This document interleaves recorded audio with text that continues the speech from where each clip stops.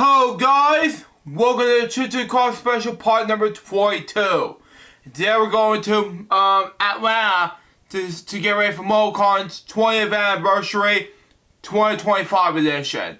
So afterwards, we're going to get ready to celebrate Papa, who would have been 100 this year. So after this, I am about to get ready to go home. There will be a couple projects too after this is over. But after this, we're going to get ready, and then Springcast Day's episode. But right after this is over, we're going to head home get ready to celebrate Papa's 100th birthday, wish him happy birthday in heaven. So, in his grave. Say you or not. And let's enjoy part 42. Minus some bits which we won't talk about, it's been no, but anyway. And I'll see you for the next day around and be there for you.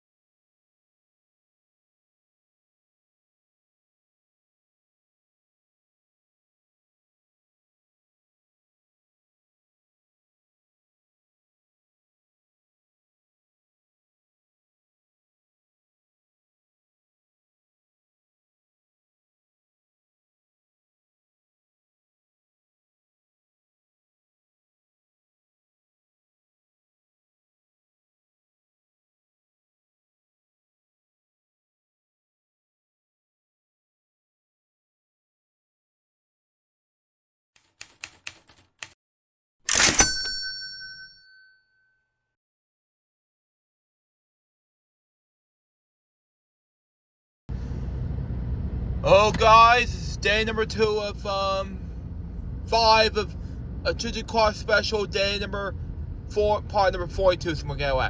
I'm here with my mom and stepdad, ladies and gentlemen. And we're exhausted. We're gonna get ready for lunch, and we're getting ready to go see my Uncle Kevin's house. We're gonna, in just about 5 hours time, because right after this, I'm gonna get ready to make some projects tonight and be ready to come tomorrow. I will be getting ready for MomoCon 2025. So be looking out for it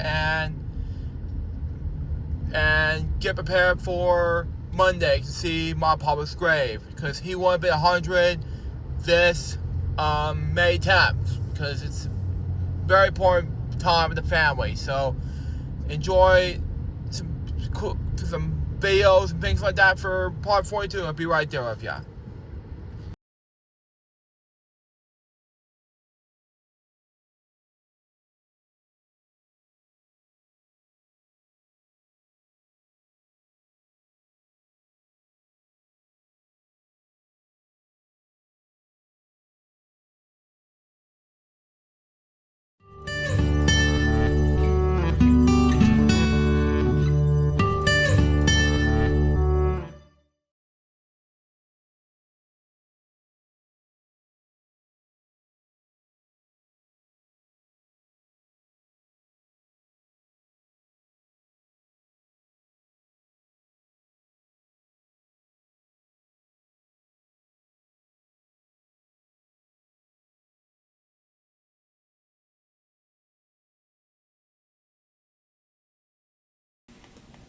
Hello guys, so Jerry speaking from Atlanta, Georgia.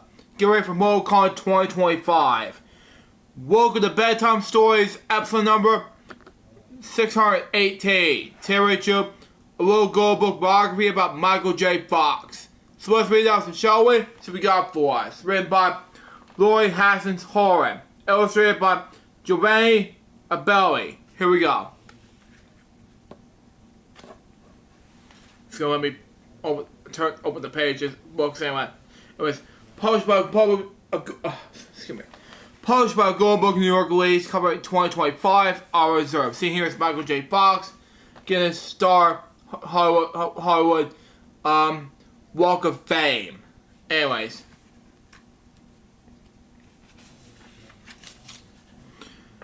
Once there was a little small kid who grew up to be a little big star. Michael J. Fox was born on June 9th, 1961 in Edmonton, Canada. He was always small for his age. When Michael was 6, people like him by his 3-year-old sister was his twin. Wow.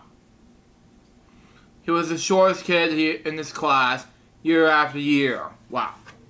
That makes more difference anyway in the Canada side of things. Michael J. Fox anyway. That makes more difference anyway. Next page. Anyways. Michael's favorite sport was hockey. But his size made him easy to knock around. His parents were constantly taking him to get stitches. Wow. Lucky Michael found a new passion at acting. He turned out to have a special talent for making people laugh. Wow. He could crack up a whole audience just by the way he said something or look at his face. Michael loved that feeling. He joined every play his school would put on. Wow. That makes more sense than with Canadian people out there. Next page. Anyways, in 1977, Michael's teacher told him about an audition. Teacher called Leo and me needed someone to play Jamie, funny 12-year-old who lives on a yacht, who lives with his Uncle Leo. Why not try out? Michael was 16, but he was 12. Wow, okay. Sure enough, Michael got the part. For once, his height helped him out. Wow, okay. Good enough, I guess, to make more sense anyway. So, that's a very good sweep for Michael J. Fox. Next page, anyways. Michael had blast working with Leo and me. When the show ended, he made his bold decision. He moved to California, 1,300 miles away from home, to be a Hollywood star. Wow, okay. Just one problem. There's already an actor named Michael Fox. Michael's middle name is Andrew. He thought about calling himself Michael A. Fox, but he didn't sound right. So he picked a different letter and became Michael J. Fox. Wow. Michael, yeah, that was his perfect sense anyway, so there you go, for American people like me. Next page. Anyways, Michael found lots of acting jobs in Hollywood, but there were small parts that didn't pay much. After 4 years, he was out of money. He had to sell his furniture to buy food, but maybe it's a better time to give up his dream and to go home. Then Michael got good news. He got his one part, in fact, a big part on a TV show called Family Ties. That's good. Just like before, Michael would play someone younger than him. He was 21 years old, but his character, Alex P. Keaton, was 16. Can he pull it off? Yes, he can. Had at least just thought about it, so there you go with that, folks. Excuse me. There you go. Next page. Anyways, yes, the show was an instant hit.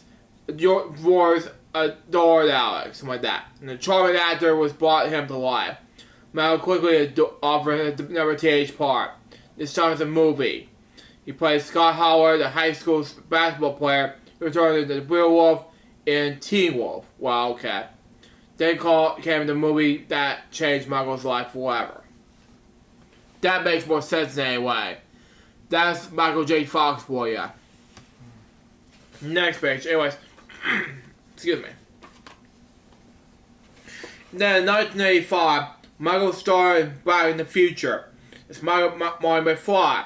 Top of the team with skateboards, playing guitar, and actually travels through time. Michael ends up in the year 1955. Okay? Where he met his parents. They were teenagers. He helps his dad stand up the boy who wins his mom's heart. Back in the Future was the top movie of the year. It's one of the most popular movies ever. Good enough, I guess. So there you go. It's made more sense anyway. Back to the Future sense anyway. Next page. Anyways, Sully Michael was a superstar. Fans wanted his autograph, but magazines rushed to put his face in the covers. Movie came to pouring in. Meanwhile, back in his show Family Ties, Michael's character Alex fell in love. His girlfriend was played by actress Tracy Pollan. In real life, Michael fell in love with Tracy as well. They got married in 1988 and started a family. Everything was going Michael's way. That's good enough, I guess. So that is perfect for Tracy and Michael. So there you go on that. Next page. Anyways, when the cure is Parkinson's disease is found, it will be because of all of us working together. Then one more, Michael would notice something strange. He left pinky finger was shaking, and he couldn't make it stop. Michael went to the doctor. He was starting to learn he had a disease called Parkinson's disease. Over time, it's caused serious health problems. At first, Michael kept his illness private, but in 2000, he started the Michael J. Fox Foundation for Parkinson's research. The foundation has raised over $2 billion. Wow. That makes a whole lot of difference anyway for Michael J. Fox. Good enough. Next page. Anyways, wow. And this is part of my childhood. Anyway, I seen Story 2 in theaters, not 1. I was 4 years old when it came out.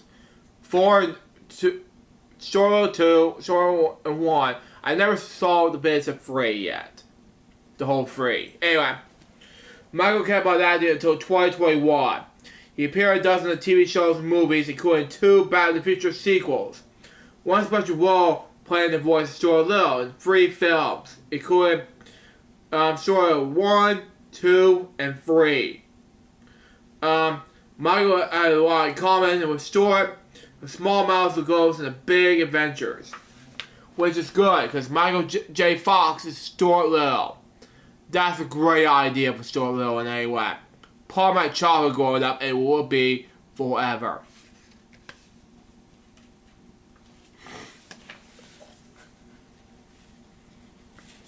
Come on, we're almost done here.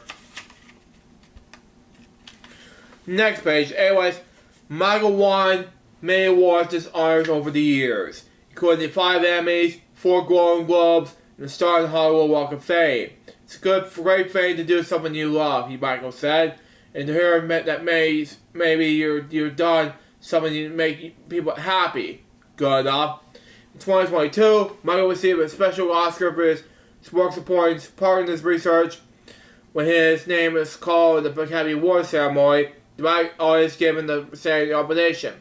Thanks to his talent and generosity, Michael J. Fox became one of the best loved actors of all time, and he will be, and that makes more perfect sense anyway, so there you go, and that is the way you do it.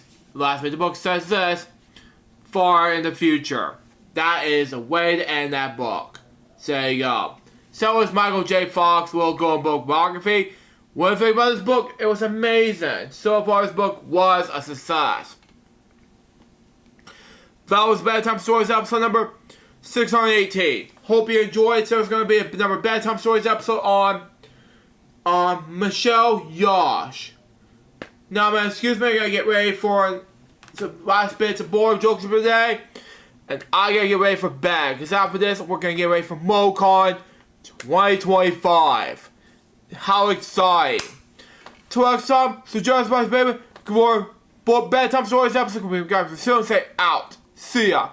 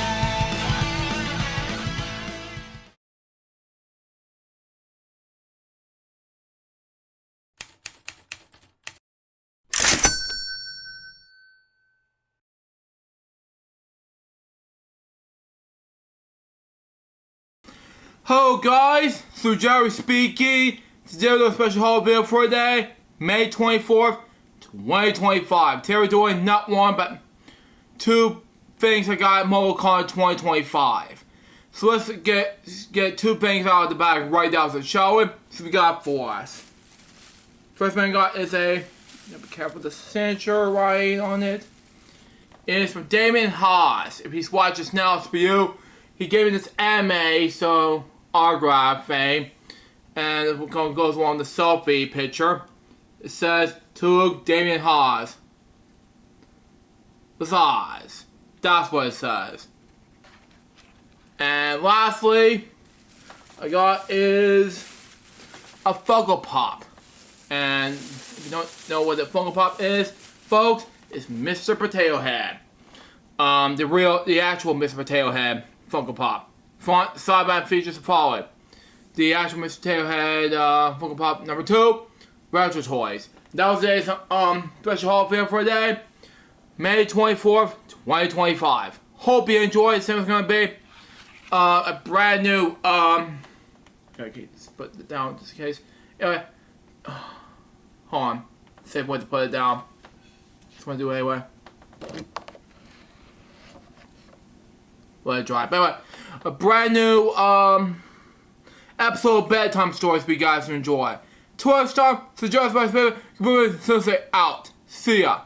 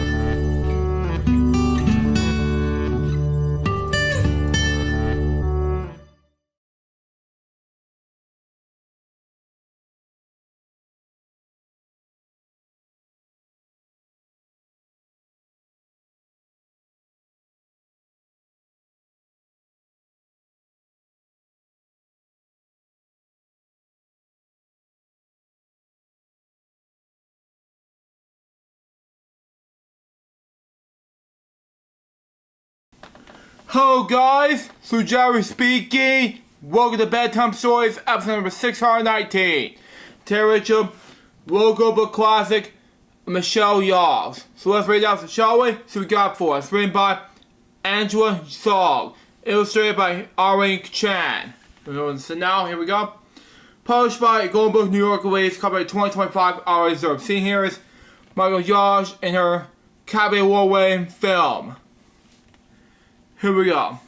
She was born, Yaw Chang. Wow. On August 6, 1962 in Appa, a large city, Malayashi, okay? Her mother was a housewife and her father was a lawyer. Her father and family spoke English and Malay. Wow. The official language is Malay, okay? Anyways, Michelle also spoke Malaysian, Chinese, with her grandmother. Makes sense anyway, even though it's a good enough sense anyway. Next page. Anyways, as a child, Michelle was full of energy and loved to try new things. She played basketball, piano, and she was on a diving team. She was also a Mazarian Junior Squash champion. Wow. But her true love was dance. Wow. Michelle began to study ballet at the age of 4. Wow. But she dreamed of one day becoming a ballerina. Okay. When she was 15, Michelle and her parents moved to England when she was going to study ballet in her Hammond, a school of performing arts. Wow. Even though she's a ballerina, right, and she's beautiful there. Next page. Anyways, after training in Hammond, Michelle made her the move to Royal Academy of Dance in London. She practiced every day and worked hard to make her dream come true. But last year at Royal Academy, Michelle injured her spine during the rehearsal. Wow. Feel her pain for you. The doctor told her she was never able to dance professionally. Wow. Michelle had to change her plans, and she enrolled in college and she took her some acting classes. But she had stage fright and couldn't remember her lines. Becoming an actress didn't seem possible. When Michelle graduated college, she wasn't sure what she could do next. At least there's something about Michelle, and she was in pain, in her ballet classes. But when she was doing the things, she needs to do something. Next page. Anyways, Michelle was considering opening for a ballet school in her hometown. When she returned to Ottawa, she discovered that her mother was carried into her in the Miss Medallions beauty pageant. Wow. Michelle did want to be in a beauty contest, but completed to make her mom happy. Wow. Her particular surprise, Michelle won and was crowned the Miss Millennia. After that, she wrote more pageants around the planet. Wow. In 1984, Dixon Poon, a Hong Kong businessman who ran a jewelry company, was looking for a perfect person, starring a commercial for his fancy watches. Wow. Michelle went to Hong Kong, met Dixon right away. Michelle got a part, and she appeared alongside an action movie star named Jackie Chan. Wow. That commercial was her first acting job, and it caught the attention of filmmakers in Hong Kong. Okay? That want Michelle to be in their movies. Wow. Good enough, I guess. So there you go. At least there's something about this whole trend. Next page. Anyways, at first Michelle was cast in a damsel in distress, or a woman who needed to be rescued, but she didn't want to be saved. She wanted to be to jump off villains. Fight villains and be a hero. Michelle trained hard and learned how to do her own stunts. Wow. So she persuaded filmmakers that she could be an action hero as well. In 1985, she made her first starring role as a police officer in the film Yes, Madam. For this movie and others that she made in Hong Kong, she used a stage name, Michelle Khan. Okay?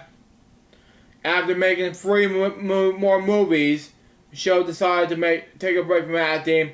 She and Dixon had fallen in love, and in 1988, they got married. She wanted to focus on being a wife and mother. Sadly, Michelle soon learned she was unable to have children. Wow. A few years later, she and Dixon ended their marriage. Oh, wow. But they remained good friends. This is a difficult time for Michelle at the time. This is difficulties, I know. Next page. Anyways, however, Michelle started acting again. She was offered a role in Police Story 3 Super Cop, this action movie starring Jackie Chan. The action star she met when she was filming her own commercial. Just like Jackie, Michelle performed her own stunts in the film. During one scene, she jumped from the top of the truck onto the movie car. She fell off, she got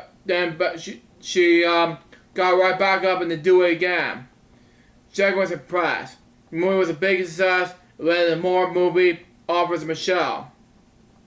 She quickly became one of the Hong Kong's most famous actresses. Wow. It wasn't long before filmmakers in Hollywood wasn't heard in the movies as well. And that makes more perfect sense now with Hong Kong. Good enough, at least. Next page. Anyways, in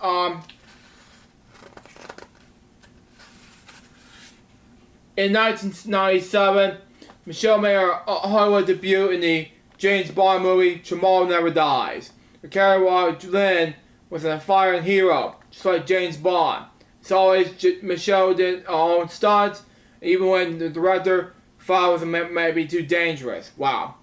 Once in Hollywood, she changed her name back to Michelle Yeoh. Wow. At least just do something about it, so no stage name at this point, but there you go on that. Next page. Anyways, here. Hang on. There you go. Anyways, next page. Anyways, we're almost done with this book. Anyway, Tomorrow Never Dies was a box office hit. Michelle got lost of new job offers, but she turned many of them down. But she didn't want any roles, but she felt betrayed that Asian or female stereotypes. She always had played strong, powerful woman and wanted to have taken some similar roles again. Good enough. She wanted 2 more years for that perfect part to come off. In 2000, she starred in the Chinese martial arts film Crouching Tiger, Hidden Dragon. The character Xiu Lin was a great and honorable warrior in 19th century China. Wow. Film was in Mandarin, a language that Michelle didn't know how to speak. Wow. But she refused to let someone else dub over her voice. Michelle learned her own lines by memorizing the way the words sounded. And that makes more perfect sense in any way. That is the reason why she needs to do this. Especially the voiceover dub. Next page. Anyways, after the success of Crouching Tiger, Hidden Dragon, show maker star many popular Hollywood movies. Starring appearing on TV series like Star Trek Discovery as Captain Phil Gargiulo. 2018, Michelle played on here in Crazy Rich Asians. Her character wasn't very nice. Wow. But she did want her son to marry a young woman from a different background from their own. Because Eleanor was an overbearing mother. Wow. Michelle worried her character would be seen only in an Asian stereotype. She carefully portrayed Eleanor, a strong woman who was proud of her Asian traditions and values, but still who had a lot to learn from the younger generation. Always loved in the movie and her performance. And that makes more perfect sense for her. There you go on that, folks. At least do something about it. And let me see. Okay, next page. Anyways, show's martial arts background came in handy in the Marvel film Shang-Chi, The Legend of the Ten Rings, and also everywhere all at once. Show's character was a fantasy adventure movie. Discovered she was a kung fu master in the different universe. It was one of Michelle's biggest roles and it changed her life. Wow. The movie was won many awards, including an Oscar for Best Picture, and Michelle became the first Asian woman to ever win an Oscar for Best Actress. Wow. Her win was important not just for Michelle, but for the many Asian filmmakers in Hollywood who were finally getting recognized for the work. And that makes more perfect sense. That's what she is. There you are that, folks. And here we go. Next page. Come on. Here we go. And that is, of course, she is, when she's not acting, Michelle spends her time with her family. 2023, she married John John Stolt and became a stepmother to his son, Nicholas. She's a godmother to one of her first husband's daughters and had 4 other godchildren as well. Michelle Harper returns to Idaho and visits her family back home. Wow. Michelle has also active in many charities. She is also a member of the International Olympic Committee and the United Nations Development Programming Goodwill Ambassador. She supports conversion groups like Save China's Tigers, and in 2009, she worked with National Geographic to make a film about the great apes, a documentary that shows how endangered organisms are protected in her home country, Malaysia. Well, that is good advice for her and her now husband, so that's good enough. The last page of the book says this. Michelle's path to achieve her goals wasn't always easy, or what she expected. But she never got her love of trying new things. By standing up to what she was important to her and what never gave up. Michelle became the hero of her own story. And that is the way to end that story. So there you go on that. And that's for her in her life. So that was Michelle, y'all, a little girl book biography. What did I think about this book? It was amazing. So far, this book was a success. Bow's Bedtime Stories episode number 619. Hope you enjoyed. So there's going to be another Bedtime Stories episode on Little Girl Book Biography about Caitlin Clark. Now, excuse me, I gotta have some dinner, get ready for Spray Cast Days. Till next time, so just my baby, Bedtime Stories episode will soon say out. See ya.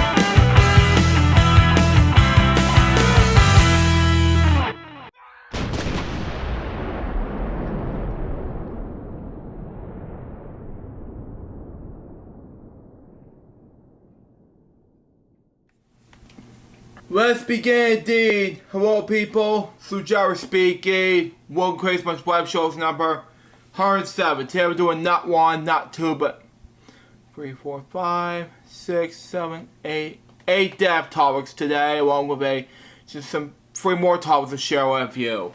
So let's do it now, shall we? So we got for us. The first dev topic is Leslie Dilley. Born Leslie Dilley, he was a Welsh art director and production designer. During his film career from the 1970s to the 2000s, he won the Academy Award for Best Art Direction twice for Star Wars Episode 6, anyway, A New Hope in 1977. Yeah, it was 4, I was right, anyway. And Raiders of the Lost Ark in 1981. Sharing the both times with Norman Reynolds. Dilley received an initial Best Art Direction nomination for Alien in 1979, The Empire Strikes Back in 1988, and Applebee's in 1989. Apart from art direction, Dilley was a production designer for Exodus No. 3 in 1990, Casper in 1995, he was born in, Son of the Mask in 2005. He was born in Rhondda Valley, South Wales, and July 11, 1941. Growing up, Dilley and his family moved to London and lived in Wembley Park. For his post-secondary education, Dilley studied architecture in Welsh Technical College. While working as a architectural plastersmith during college, Dilley was encouraged by a classmate to apply for a job at Pinewood Studios. As the Pinewood told him there was no open positions available, Dilley completed a 5-year apprenticeship to Associated British Picture Corporation. His career began with this, as APPC, something like that. APC, something like that. Anyway, Dilley began his career as a drafter throughout the 60s. While working the assistant art director during the early 1970s, Dilley became the art director for the Three Musketeers in 1973. His art director tenure continued throughout the 70s and the 80s, with films such as Superman in 1978, An American Werewolf in London in 1981, Never Say Never Again in 1983. Outside these movies, Dilley won the Academy Award for Best Art Direction for Star Wars in 1977 and Raiders of the Lost Ark in 1981. He eventually received Academy Award for nomination for his art directorship for Alien in 1979, and his Empire Strikes Back in 1980, and the Evidence in 1989. During the 90s and 2000s, Dilley predominantly worked as a production designer. Some of his production works during these decades include The Episode 3 in 1990, Casper in 1995, and Son of the Mask in 2005. He also made cameo appearances in production design films, including Deep Impact in 1998 and Pay 4 in 2000. He died of commissions of Alzheimer's disease on May 20th, 2025. He was 84 years old. My next step topic has to do with Barry Fantoli. Born Barry Ernest Fantoli, he was a British author, cartoonist, and jazz musician. Most famous for his work with the magazine Private Eye, for he was created Narian FC. He has also published books on Chinese astrology as well as mystery novels such as Miami, featuring 87-year-old private investigator Harry Lipskin. He was born in the Italian father and a Jewish mother and a French-Dutch extradition on February 28, 1940, okay? Both gifted musicians. He grew up in London's East End, something like that.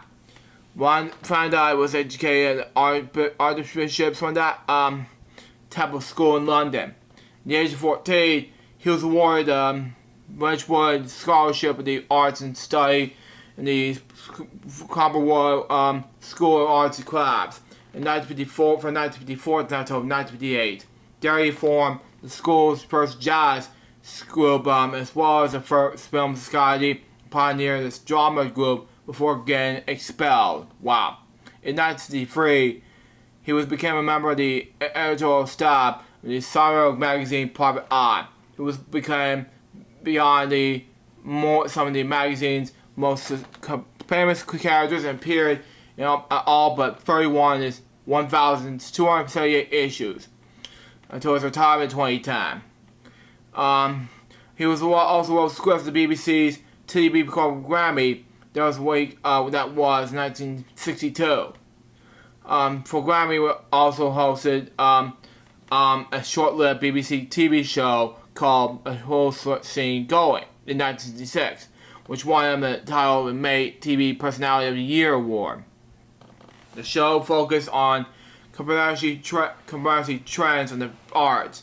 Twiggy made her first appearance on the show, but it also featured performances from the Who, the Knicks, and Pretty Things. He illustrated the sheet of paper music for Let's Go to San Francisco by the Spa Pot Band. On January 27, 2007, he debuted the BBC's Radio 5 Rise Fighting Talk. He scored 28 points, but finished in his last place, which is a programming transition to Bonnet. In September 2007, he was a guest on Private Passions, the weekly music decision programming hosted by Michael Gergi on BBC Radio 3. He died in Turkey on May 20th, 2025. He was 85 years old. Now let's look at the EJ Frem 17.5 part.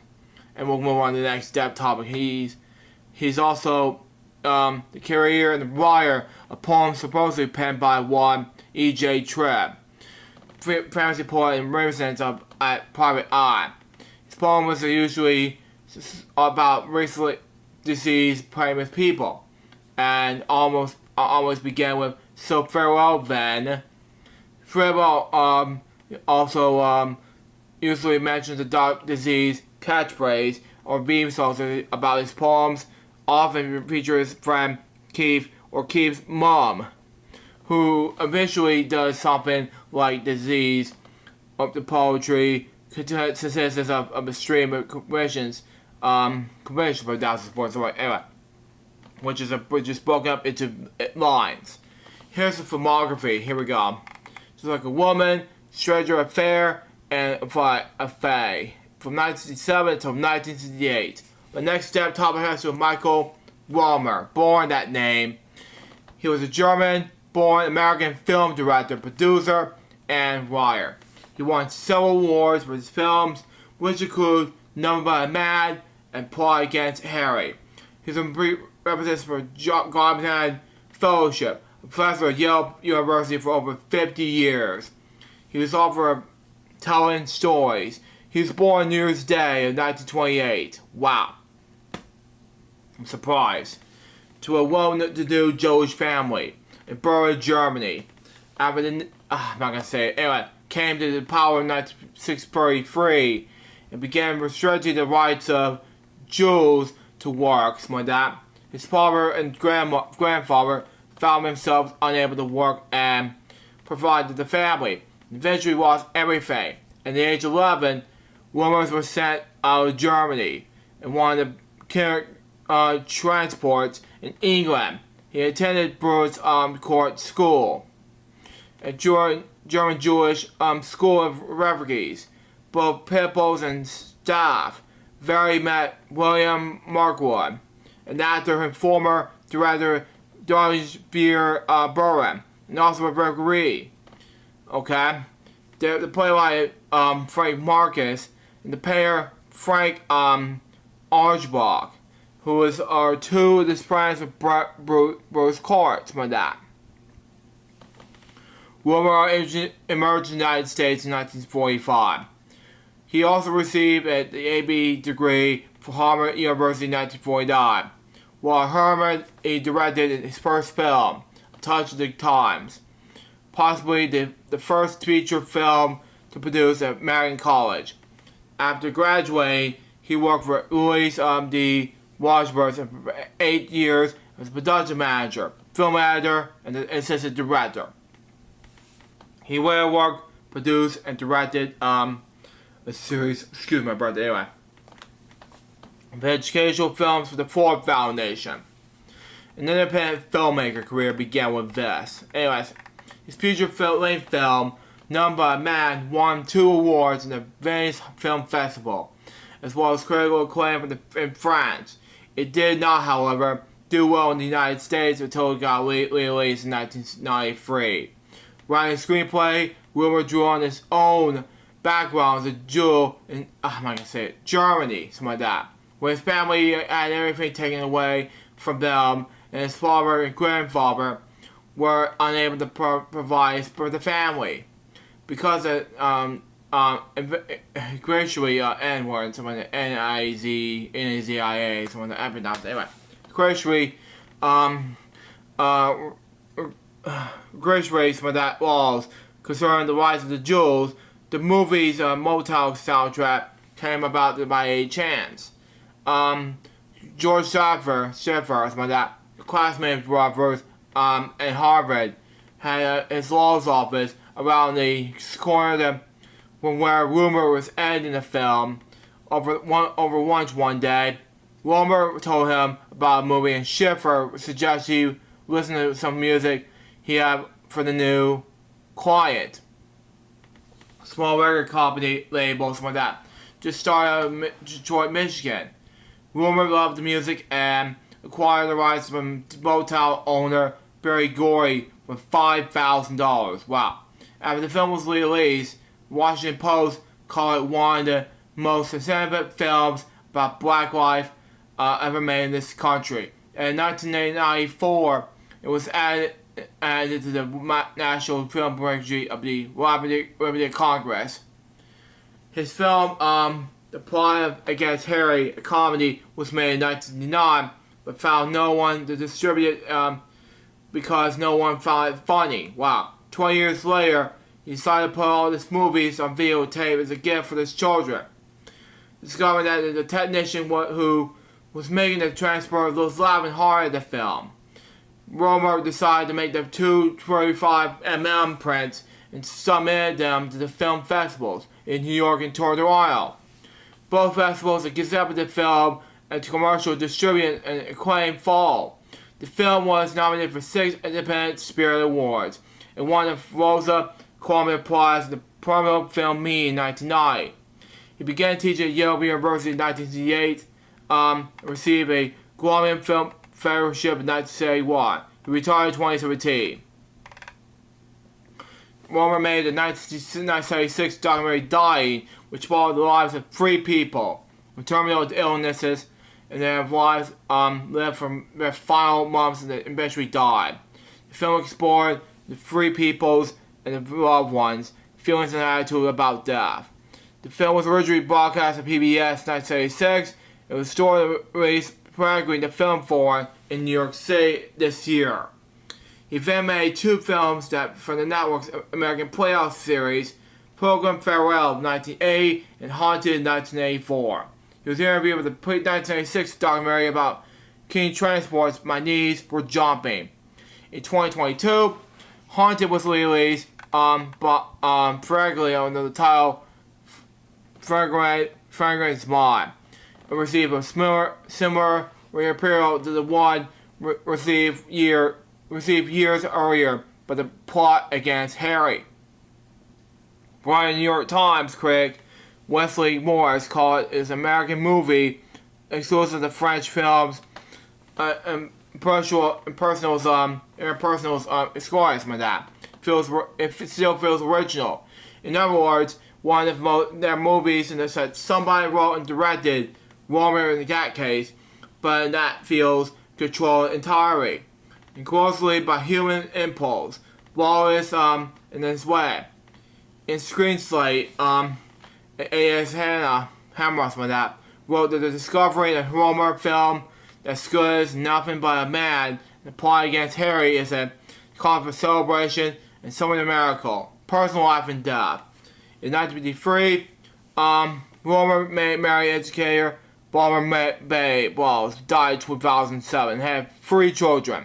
He died in his home in Townsend, Vermont, on May 20th, 2025. He was 97 years old. My next step topic has to do with George Wendt, born George Robert Wendt Jr. He was an American actor. He played Norm Pearson on the NBC sitcom Cheers from 1982 to 1993, which earned him 6 Grammy nominations for the Primetime Emmy Award for Outstanding Supporting Actor for this comedy series. After Cheers ended, he started his own short-lived CBS sitcom, The George Wendt Show, in the year I was born in 1995. He also appeared in comedy films such as Airplane 2, the sequel in 1982, No Small Affair in 1984, Felch in 1985, The Little Rascals in 1994, Man in the House, the year I was born in 1995, Spice World in 1997, Outside Providence in 1999, Sandy Wexler in 2017. And Draws Somewhere in Time in 1980, Dreamscape in 1984, Guilty by Superstition in 1991, Forever Young in 1992, Lake Boat in 2000, and The Climb in 2019.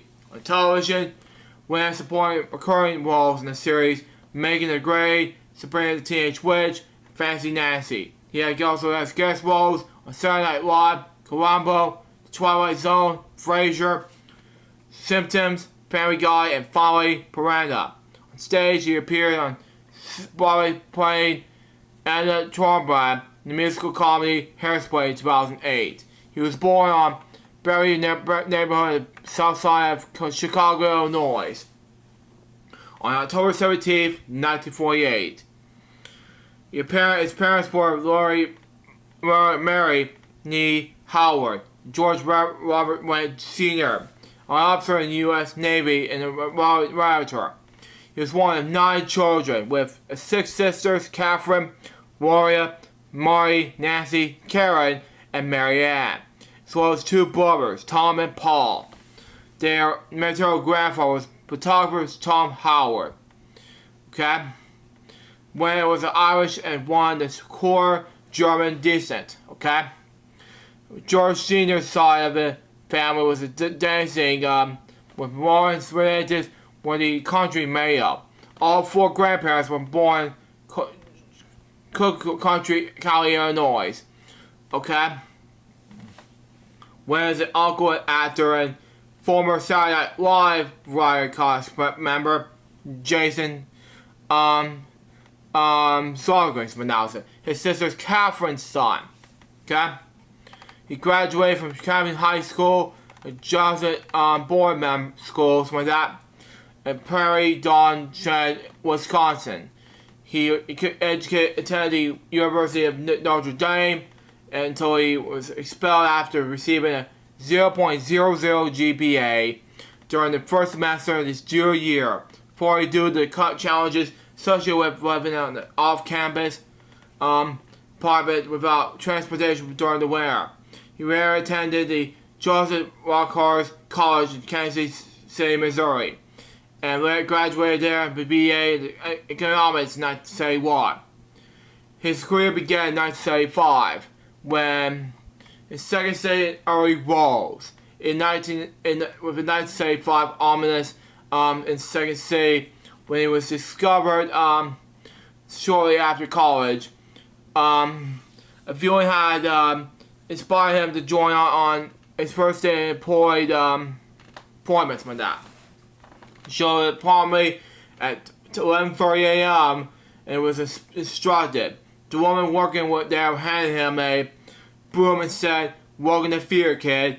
Thus, his first job in show business was sweeping the floors. Second City, located in Chicago, was also he first met his future wife, Brené Burgett, who played Clip's Hollywood Halloween date in the first season of Cheers, and later in the series playing the voice of Norm's never-seen wife, Vera.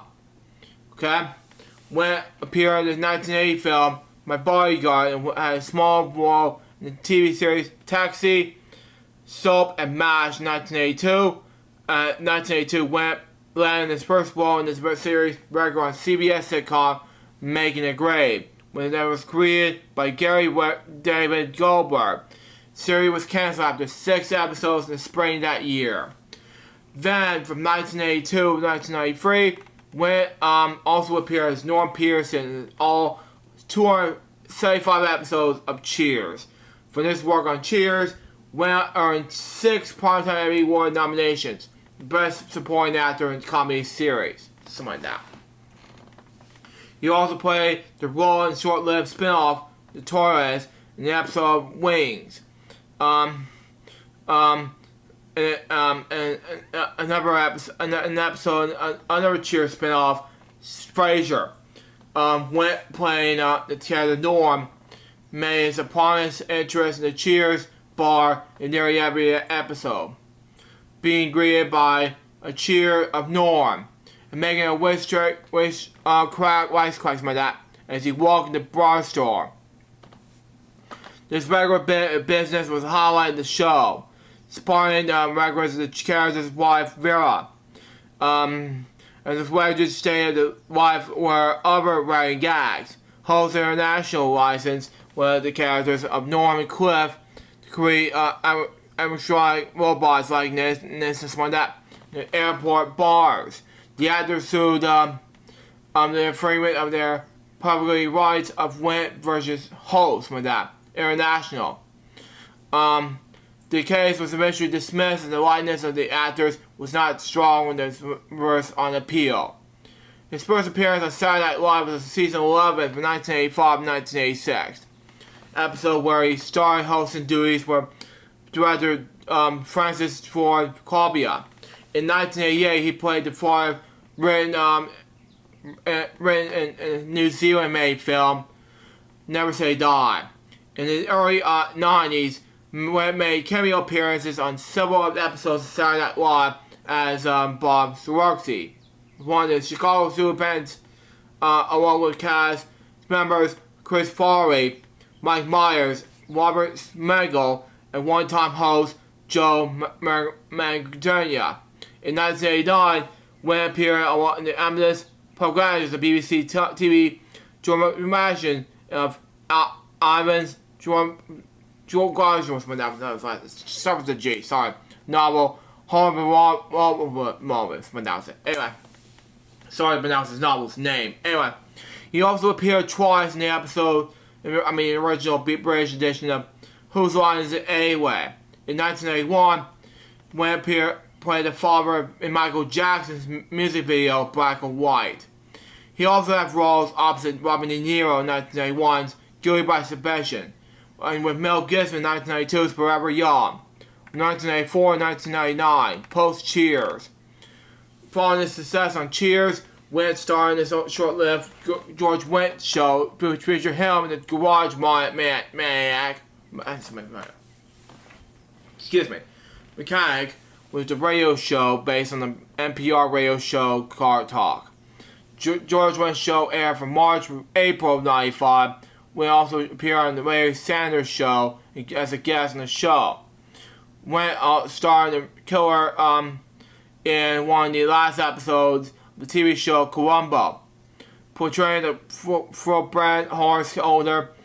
In the 1995 episode Strange Bred Fellers, anyway, Wendt appeared as himself in Seinfeld, inspired the character Norm Pearson on the Simpsons episode Pure Fly. 2 episodes of Family Guy, War of the Roberts, and Three Kings, and the Frasier episode Cheerful Goodbyes.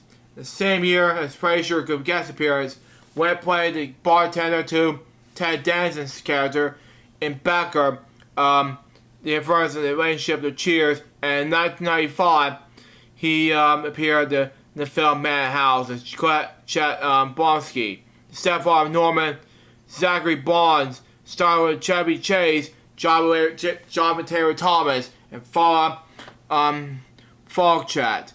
He also played the role of Old Man Dempsey's closet homosexual friend Joey in the 1999 film Outside Providence. In early 1997, joined the cast of NBC sitcom The Naked Truth as Les Barmsky, the new owner of the Celebrity Tomboy, where the series' main characters works. Anyway, Wendt's role lasted 13 episodes of The Naked Truth and went for creative change the next season. In 1998, He went also one of the three characters in the London West End production of Art with David Dukes and Stacey Keefe. He was later the Broadway production of the play, starring out alongside Jude Harsh and Joe Martin. 2000 to 2024, Bodies, Roles, and Other Work. 2003, went up here as the Celebrity Fisherman in the music video from Carver Furry's Riot Industry, along with Louis Ray Moore of Dormite fame, and the Minutemen's Mike Watts. He also appeared in several episodes of ABC's Sabrina, the Teenage Witch, in 2001 as Tyler Carey's boss. He also was a host of ABC A&E's reality show House of Dreams in 2004, and in January 2006, when it was seen again on TV screens as part of the cast of Modern Man. And same year, 2006, he made several appearances on Late Night with Colin O'Brien, where he was performed short skits. His appearance on Late Night with all likelihood because the show was having a week-long event in his home in Chicago. It started in 2006 episode Massive Horror entitled Family, directed by John Wise, and played Santa Claus in ABC's family original film Santa Baby. Wow. When it performed alongside Richard Thomas in 12 Angry Men in October 2006 as an Eisenhower Theater, Washington, D.C. And after the show opened, when it was interviewed by local film critic Arch Campbell, the piece of NBC Washington affiliate WRC, when it was asked, what should people do when they see you around town? After hesitating for a moment, went and his thumbs up and replied, if they're supposed to buy me a beer, then by all means follow their impulse. In spring 2007, he also performed in, he also performed in 12 Angry Men in Los Angeles. He also appeared in the American GI in the 2007 Christmas special episode of the British sitcom The Great Green Glass, something like that. In 2008, he starred in the Broadway musical Hairspray in the character of Erna Turblad. He also appeared with his former Cheers co-star John Ratzenberger. The talent Scott in the last comic standing during season 6. He briefly appeared as Santa Claus in October Christmas, The Greatest Gift of All. He also appeared in the 2008 horror film Brian Loves You, directed by Seth Landau. In October 2009, he appeared on The Colbert Report the day before the LIC announced which city will be hosted in 2016, one of the worst years ever, Summer Olympics. Wow, I don't know what's going to happen next. In a way, they're supporting Chicago's bid for the games, some of that. When it's a season of Colbert, here was a solid 3 other big cities. Rio de Janeiro's Brazil, Monterrey, Spain, which is going to be a good idea, or Tokyo. Honestly, I'll choose Madrid, in my opinion. Sorry. Anyways, all while drinking Chicago's favorite old-style beer. In 2009, same year, when it started as Santa Claus again. This time it's Santa Buddies, which Bob should review it, by the way. It also has Stonewall Road, the film Opposite Day. He also appeared in the production of Hairspray, Spider's role of Anna Tarbra from September 8th to October 9th, 2010, at the Convention Festival at Prince Edward Island, Canada. He also played Santa and Elf the Musical on Broadway. The show opened on November 14th, 2010. It ran through January 2nd, 2011. When it started the production of Hairspray at Anna Turbrad at Rainbow Stage in Winnipeg, Manitoba, Canada. From August 2nd, 2011 to August 21st, 2011. Something like that. He also guest starred in the TV series Haunted Cleveland as Yoder, based on his character Norma Cheers. His first of the two scenes took place in Amish bar, which everyone in the bar yelled, "Yoder!" which references the cast of Cheers will yell whenever he was walked in. He also was among the audience who participated in the poster campaign calling the Tory Live Fear in Chicago. Anyway, other celebrities who are involved include John Maloney. John Maloney did which from that Terry McKinley and Foley Marvin couldn't pronounce it. Anyways, he also appeared in cameo in the newspaper report in Pennsylvania January 25th, 2013. He also played a role in Pop in the 2013 Hank Williams bio musical Boss Highway and the Merry-Go-Round Playhouse in Auburn, New York. Beginning with the fall of 2013, when he appeared in the television commercial with State Farm. Shut up. Why? Anyways, moving on. Went this Marvel singles from that. Inspired their roles to Saturday Night Live with the Chicago Superfans, which goes to quarterback Aaron Rodgers. The commercial continued their team being with State Farm. Shut up, State Farm. Anyways, commercials to reach Rodgers and do a discount double check slogan. Yeah, State Farm's not there anymore. Shut up. Anyways, on November 6, 2014 to January 19, 2014, went star and Never Too Late, calling with the squad actress Bernadette Burkett at the New Fear restaurant in Overland Park, Kansas. In this play, when playing a successful lumber yard owner who is king of his castle, whose life is going exactly the way he wants it until his wife comes back in the doctor appointment for some big news. In 2015, went starring opposite his former Second City co-star Tim Kasperski in Bruce Graham's new comedy Funny Man at North White Beer. The same year, Wayne also appeared on TBS sitcom Clip, which aired for one season. Wow. He also appeared as Tracy Georgeman's mother in the production of Hairspray featuring John Waters and Baltimore Symphony Orchestra in Baltimore, Maryland in June 2016. One of the worst years ever. Moving on.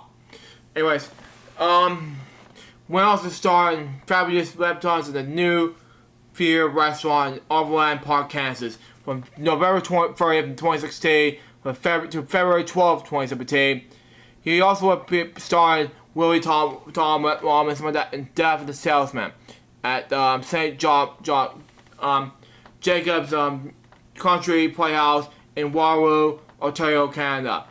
From October 18th to November 4th, 2017 and 2023, when completed in season 9 of The Masked Singer as Moose, where he was mostly sitting during the performance. He was eliminated in Not A's Night, along with Kristen Quinn on Showing Sunset fame, and Saborio in 2024, January, where we united with most of the Cheers cast and 75 Primetime Emmy Awards, 70 awards for his best directing and most best writing the comedy series. His personal life and death. In 1974, Wayne met actress Bernadette Burkett with the Second City Fear in Chicago. They married in 1978 and Burkett Rare voiced his off-screen wife Vera in Cheers. The couple had 3 children. He died in his sleep at his home in Los Angeles last Monday. He was 76 years old. So his Cheers co-stars offered could remember him, including Ted Danson, Rhea Perlman, John Ratzenberger, and Kelsey Grammer. Others who paid tribute to him, including Melissa Joe Hart, Eric Allen Kramer, Bill Simons, Joe Manganiello, and Robert Smigel. The real-life Cheers Reagan Hill bar honored Wentz by setting up a memorial in this area in the bar where his character sat. My next topic has to do with Susan Baumiller. Born that name, Susan Wong, I pronounced it, sorry. She was an American journalist, author, and feminist activist, best known in the 1975 book Against Our Will, Men, Woman, and Race. I'm not gonna say it. Sorry. Which was selected by the New York Public Library as one of the 100 most important books of the 20th century. Born on Brooklyn, New York on May 24th, 1945 to May and Samuel W. Anyways, a lower middle class Jewish couple. She was raised in Brooklyn and was only child of her parents. Her father emerged to a Polish marriage and become a salesman at the Garment Center, and later ran Macy's department stores, and the mother was a security at the Empire State Building. She later took a pen name Baumiller, legally changed her name in 1961. As a child, Baumiller was sent to the East Miller Jewish Center for 2 afternoons in the week to learn Hebrew and Jewish history. She later commented, "It's all got sort of mismatched in my brains except for one thread." A lot of people over the centuries seem to want to harm the Jewish people. I can argue that my chosen path to fight against physical harm, especially the terror of violence against women, has origins in which what I've learned in Hebrew school about the pogroms and the Holocaust. She has a stormy origin, something like that, attending Cornell University 2 years, from 1952 till 1954, and scholarships and that, without graduating. She later studied acting in New York City, but she later appeared in 2 off-Broadway productions. She also participated in civil rights activism, joined CORE and SNCC during the Citizen Movement in 1964. Baumiller volunteered in Freedom Summer in 1964, the same year, something like that, wherein she worked on a voter resignation in Marvin, Mississippi. According to her own account, John Goodman, something like that, anyway, was and I were this was the second batch of volunteers in Mississippi Freedom Summer, something like that. When no one else in Memphis Organization C session volunteer Martin, Jan and I accepted the assignment. Between us, we have a good 10 years of organizing experience. Hers is Democratic primates and presidential campaigns. Mine is CORE, the Coalition of Racial Equity for short. Anyway, and both of us together involved in organization drives in East Harlem from that. The night we arrived in Marvin, a field secretary called a meeting, asked to see the new volunteers, probably raise hands. I'm not gonna say the S word, it's probably just crazy my racial up. So anyway, he explained, I asked for volunteers, and they sent me, white woman, racist. By the way, she first became involved in the women's privatization movement in New York City in 1988 by presenting a commission raising group in a newly formed New York racial woman organization. When she started, I have 3 organizations like that. Brahmo went on to coordinate a sit against Ladies House Journal in 1970. She began working on her book Against Our Will after New York racial females speak out. I'm not gonna say the R word in front of the audience, but in 1971. But anyway, say the audience, but say this word, but not gonna say it. But anyway, in 1971, but anyway, and then spent 4 years researching and rewriting in New York Public Library. In 1972, Brahmer signed her name to Miss campaign. We have our abortions. We call it an end to abortion laws, firmly eliminating some of that abortion freedom. They encouraged women to share their stories and take action, something like that. Anyway, in 1977, Baumler became an associate of the Women's Institute of the Press, WIFP for short.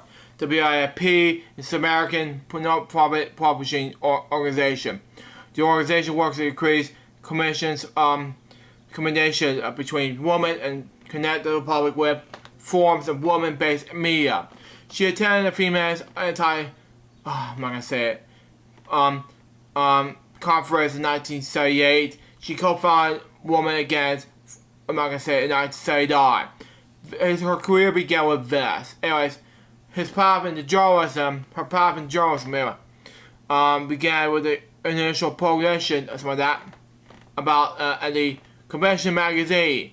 She went on to work as an assistant to managing editor Chronicle in 1959-1960 as an editor Amity Report, a weekly review in the New York State Racial in 1961-1962.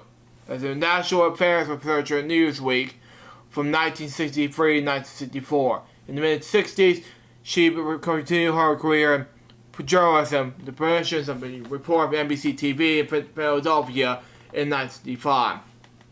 Staff writer for the Village Voice in the same year as the network news writer for ABC TV in New York City 1966-1968.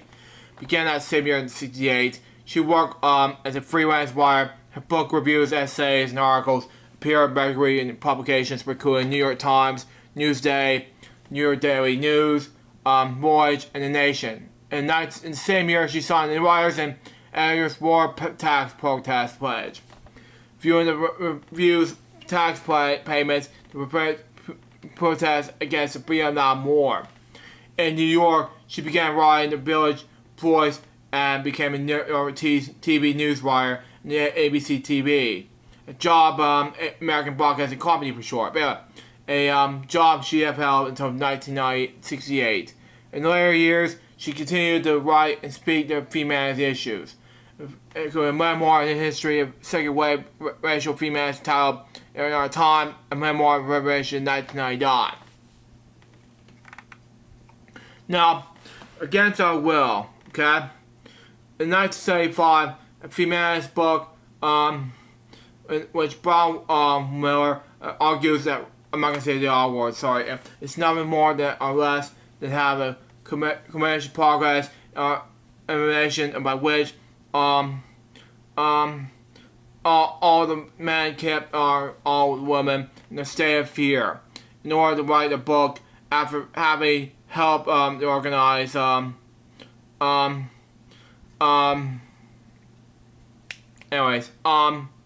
New York racial females speak out on January 24th, 1971, in the New York Racial Females Conference on On April 17th, 1971, she spent 4 years researching whatever. Anyway, she studied whatever it was. Anyway, throughout history, from the earliest codes of human law up into modern times.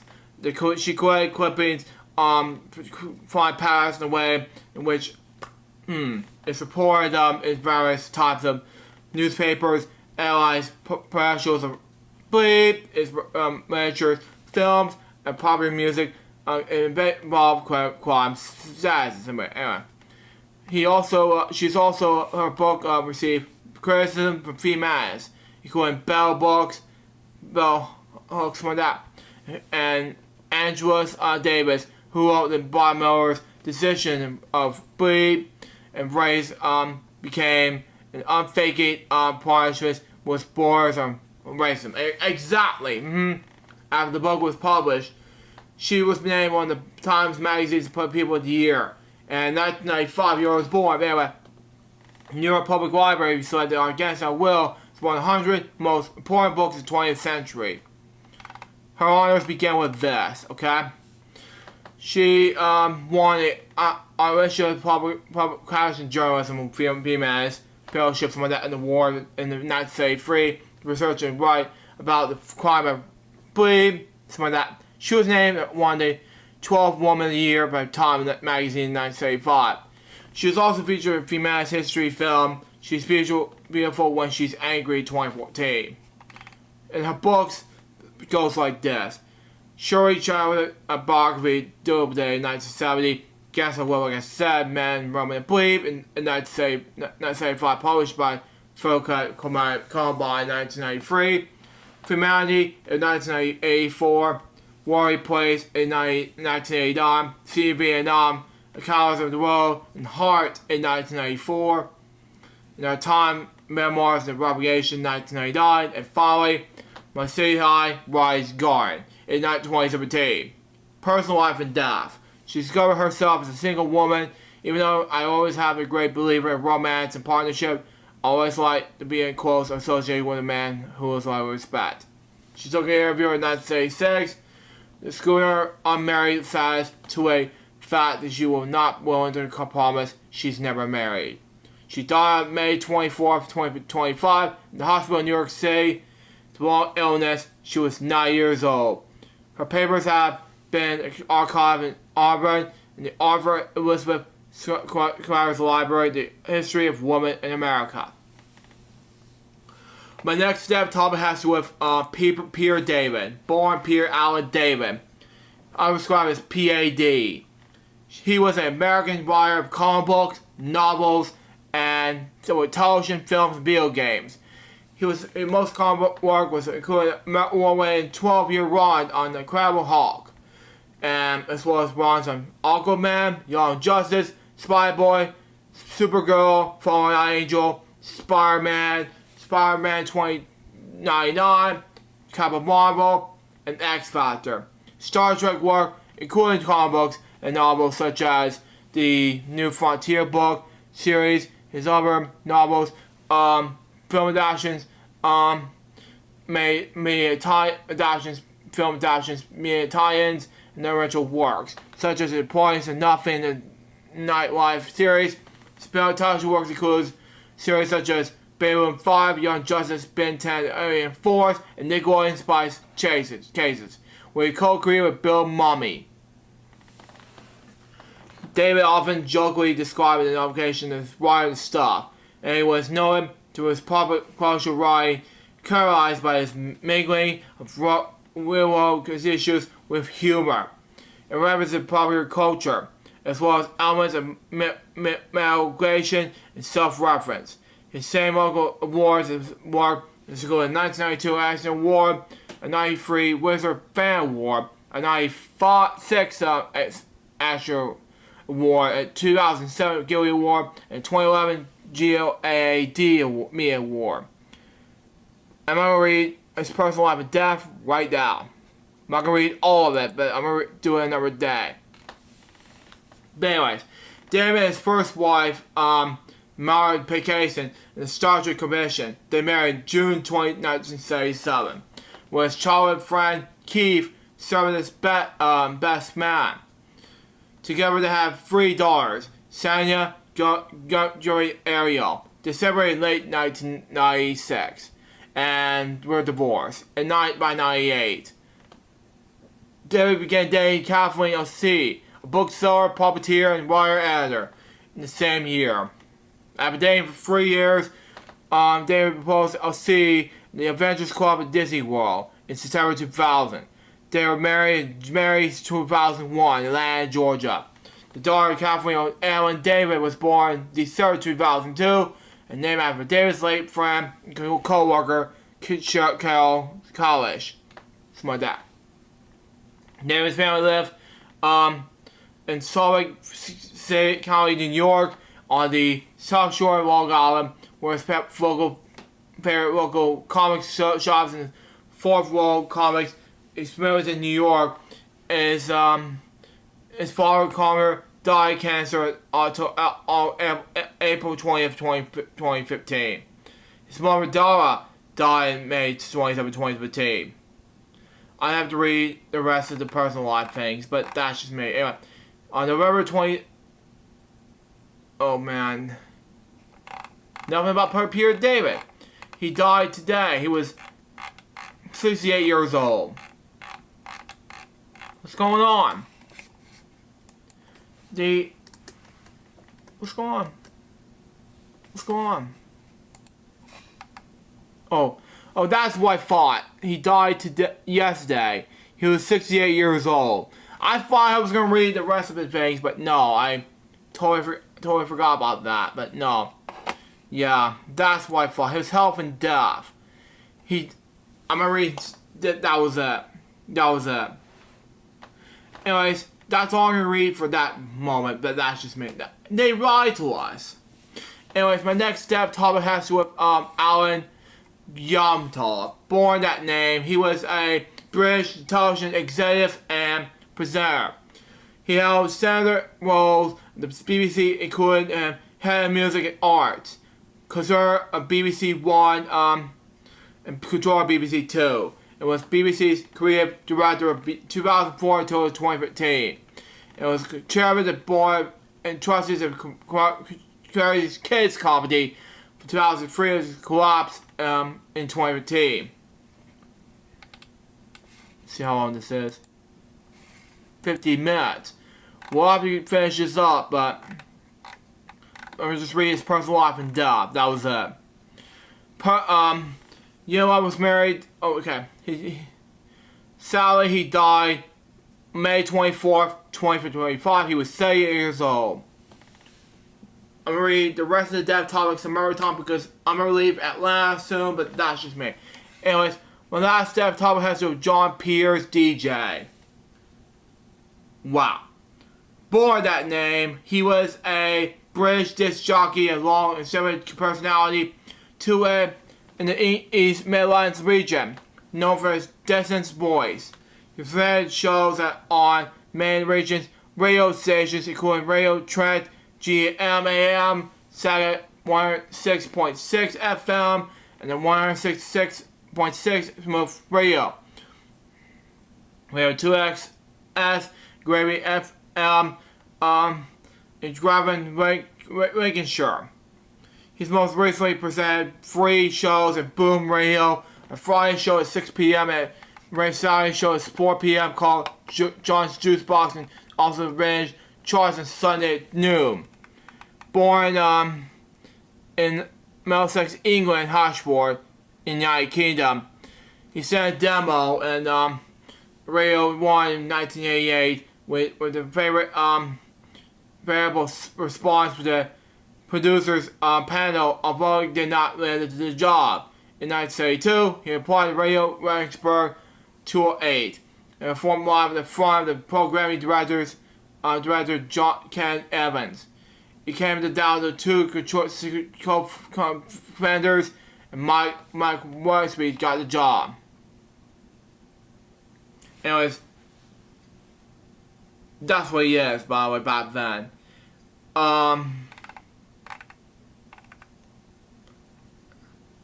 Anyways, United Biscuits of Networks and Radio Trent.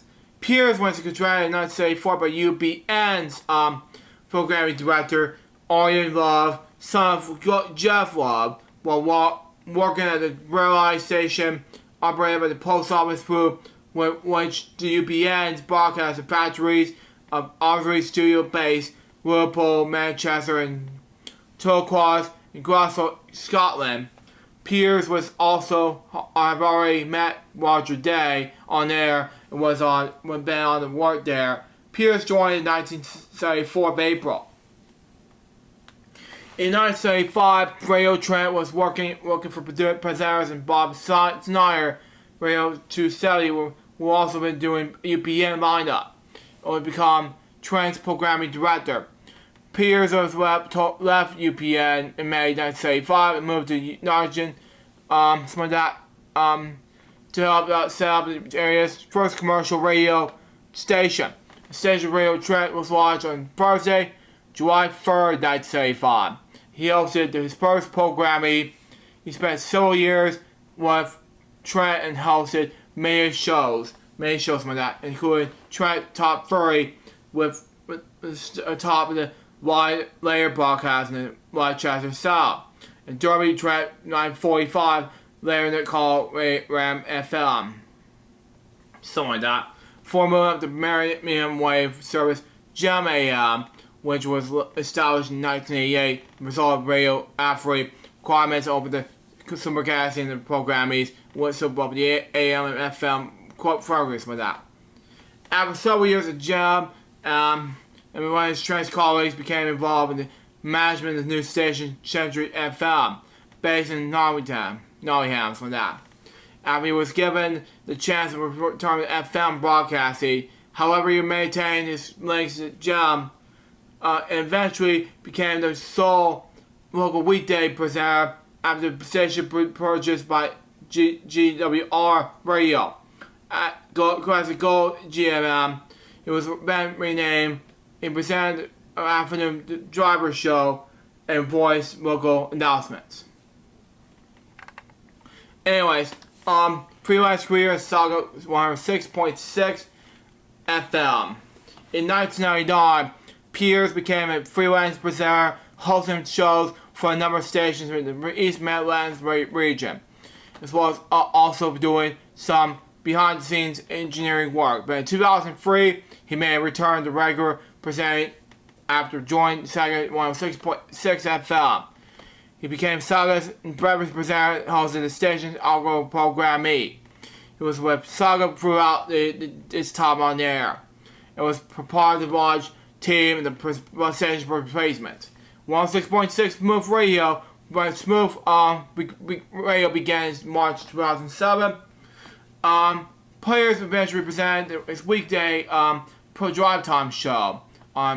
In October 2007, he began a nighttime and weekend presenter. He left Smooth Radio and began in 2010. The same year, Piers also presented a show on Saturday afternoon with community radio station Gravity FM in Grantham. He also could be heard to present 60s to 2XS, Radio's 2XS.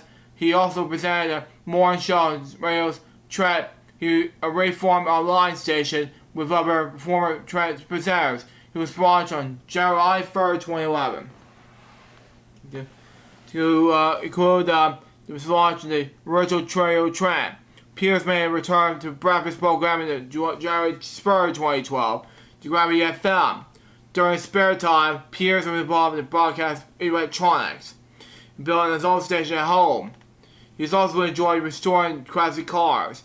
In February 2021, he joined Boom Radio. His death after his illness, reported on the age of 75, was announced on today. Now let's do a MomoCon special regards to not 1, not 2, but 8 dev topics right now.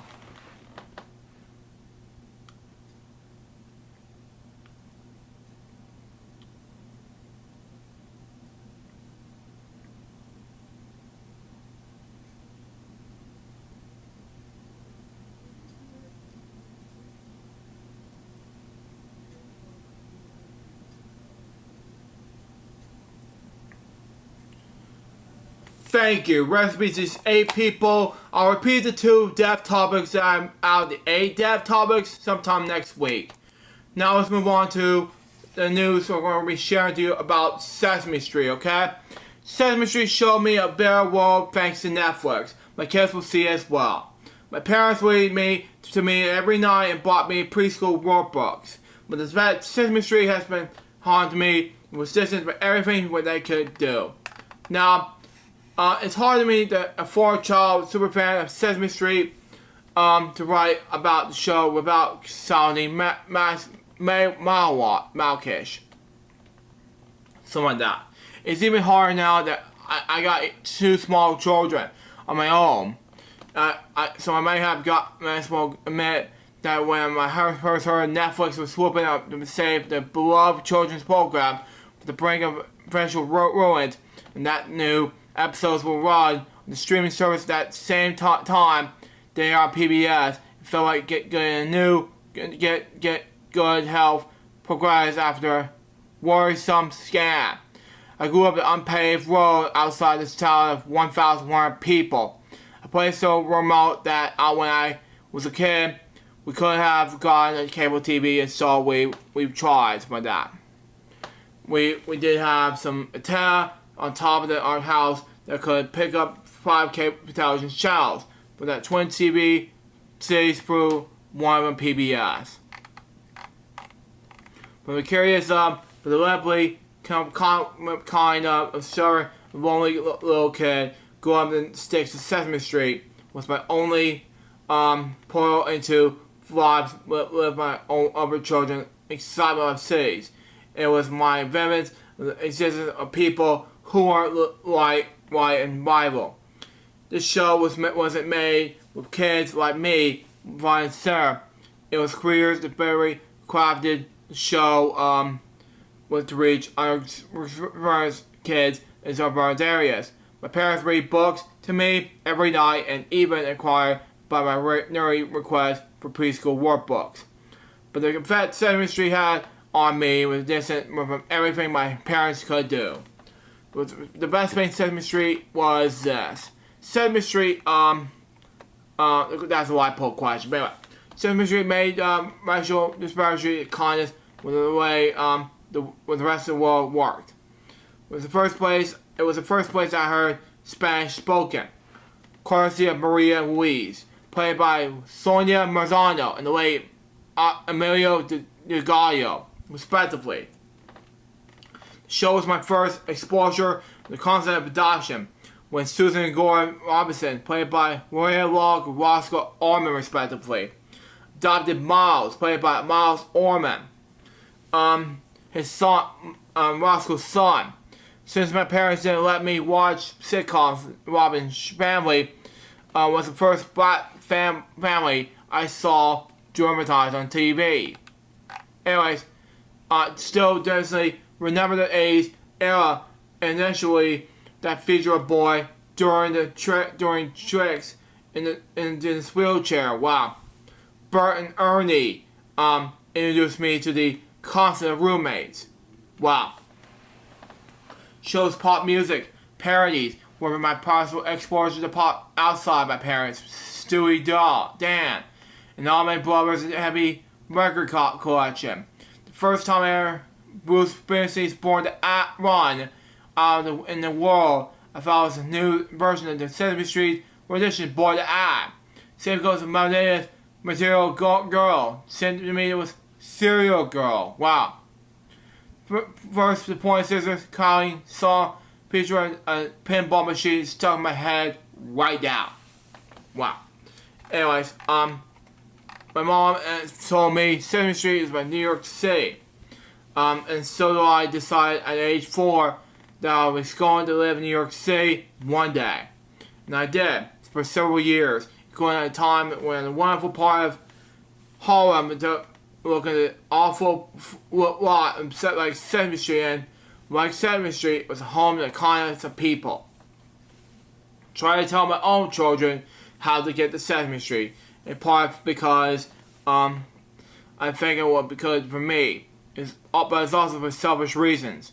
I can watch Sesame Street with my girls without wanting to call my face off after a few minutes.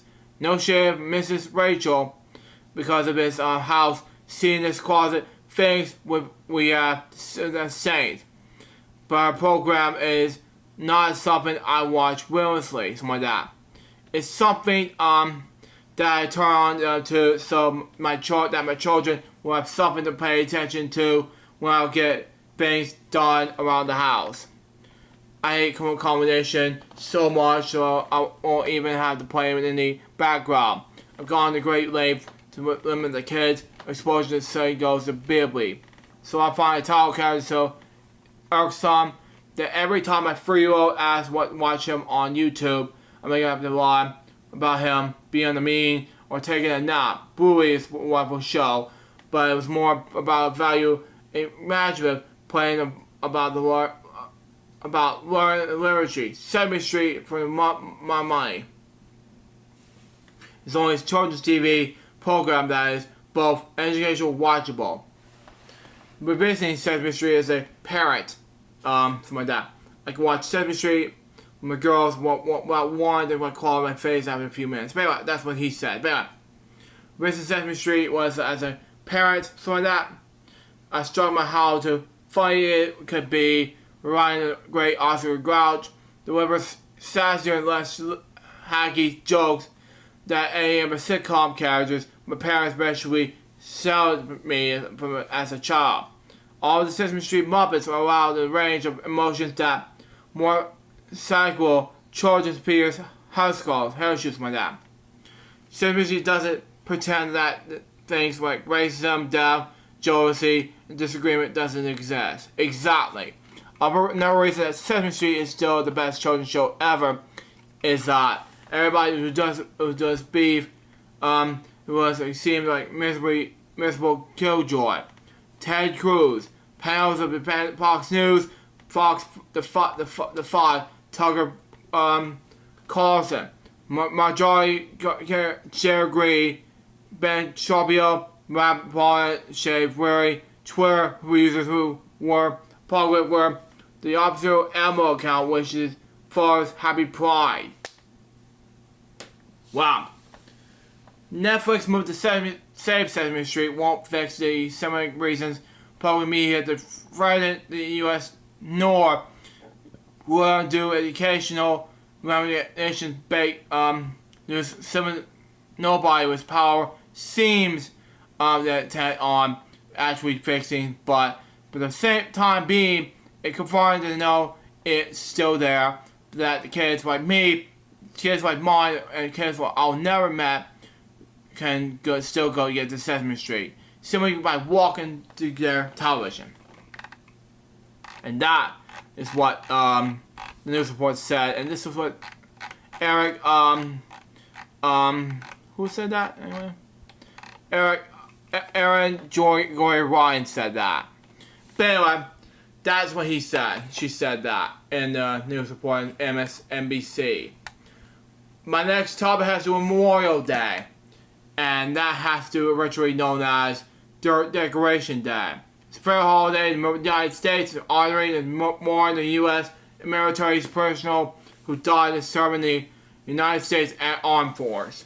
It was operated the last Monday of May. Memorial Day is often considered a ritual began summer in the United States. Okay, it is a day for visiting cemeteries and memorials that mourn the military personalities who died in the lines of duty. Volunteers will place American flags and graves and who knows military personnel in national cemeteries. Others of such families and friends who also come to lay flowers and grieve on the graves of those who died in the U.S. military. First national remembrance Memorial Day observed May 30th, 1868. Then known as Decoration Day is observed May 30th. Wow. This holiday was proclaimed by Commander-in-Chief John A. Logan on the Grand Army Republic to honor the Union soldiers who have died in the American Civil War. This national observance followed May local observance which was arranged between the end of the Civil War and Logan's declarations. May says people have claimed to be the first to observe it, something like that. However, the National Cemetery Celebrations Division of Department of Veterans Affairs credits Mary Ann Williams, who originated the idea of suing the graves of Civil War soldiers using coverage with flowers. Official recognition of the holiday spread among the states began in New York in 1873 and in 1890 a reunion state adopted. The World Wars turned into a day of members of all members of the U.S. military to fought and died in service. In 1968, Congress changed its operation to the last Monday in May, and 1971 standardized named as Memorial Day. Two other days celebrate those who has served or are serving in the U.S. military Armed Force Day. It was earlier in May, and the official U.S. holidays were honoring those currently serving in the Armed Forces. The Veterans Day and on November 11th, something like that, which were honors all those who have been serving United States Armed Forces, something like that. And my last topic has to do with the Indianapolis 500. There is Indy 500. I just want to say that. formerly known as the NBA's 500-mile race, and commonly known short the Indy 500. But anyway, as the annual International Automobile Race held NBA's Motor Speedway in Speedway, Indiana, United States, and the enclave suburb of Indianapolis. This happens today. Anyways, the event is traditionally held on Memorial Day weekend. That's happened this weekend. That was today. Anyways, traditional last weekend in May is concerned the part of the IndyCar series with that this part top level American open wheel car racing. The formula community known as IndyCar racing. The track itself is named the Brickyard, which I so close in during Springcast Day's episode. But anyway, its racing service was the first paved and brick in the fall of 1909, which I was right about that. But anyway, on one car yard break remains exposed to the start-finish line. The event's bill is a great spectator in racing. He served part of the Triple Crown Motorsport along the 24 hours of 11 miles in the Margaret's Grand Prix, which was had crazy start date. Eventual racing was held in 1911. It was won by Ray Harrison. The event celebrates 100th anniversary in 2011. The 100th running was held in 2016. The event was put on hiatus twice, from 1917 to 1918 during the World War I, and 1942 to 1945 during World War II. In two different periods. The race was part of the FIA World Championships between 1925 and 1928. The World Biodigers Championships, and between 1950 and 1960, the World Drivers' Championship. Joseph Newgarden, the winner in 2023-2024, is the World Grand Champion. And most successful drivers are AJ Foyt, Al User Sr., Rick Mears, and Hello Mascaso. Let's pronounce his last name, sorry. Each has won the race 4 times. The active drivers with most victories is Cosmos for that. Rick Mears holds the record of the most career pole positions with 6. Wow. The most successful driver, car owners, and Roger Banks for that. On the Indianapolis Motor Speedway for that. And Team Franks, which has 20 total wins, 19 poles. Panks also have 5 wins for that. At the Grand Prix at Indianapolis, holding the combined road course. The event is step in tradition, and in pre-race ceremonies, race have announced it. Anyway, post-race celebrations, among them are 33 car starting grid lined up in the rows of 3. The annual starting records back home again in Indiana. It was in Jim Neighbors Day in 1932, 2014. The victory lane is bottled milk, which I did not know that. Sorry. Quality factory requires the driver to complete 4 rather than 1. Times up laps and the time tails are conducted the separate weekend. The average original attendance is not disclosed by Speedway management, but the permanent seating capacity is roughly 235,000, and virtual price is raised by February raceway attendance to between 350,000 to 4,000 people. 400,000 people, something like that. 250,000, something like that. Anyway. And 400,000 people. Anyway, that's all the topics I have for today. I'm not going to do whatever topics I have this week, last week, but that's just me. And that wraps up this episode. Hope you enjoy it. Stay next going to be episode 108, which will be the last June 1st episode. The very first month of the June episode of 2025 of the Greatest Lunch Web Show. That's that. Now, excuse me, I gotta get ready for edit this episode, upload to Rumble or Vimeo, and then posting some of that Rumble. and I get ready for bedtime stories. That's coming up next for you guys to enjoy. Till next time, suggest my baby. Good work, crazy bunch of web shows, episodes could be soon. Say out. See ya.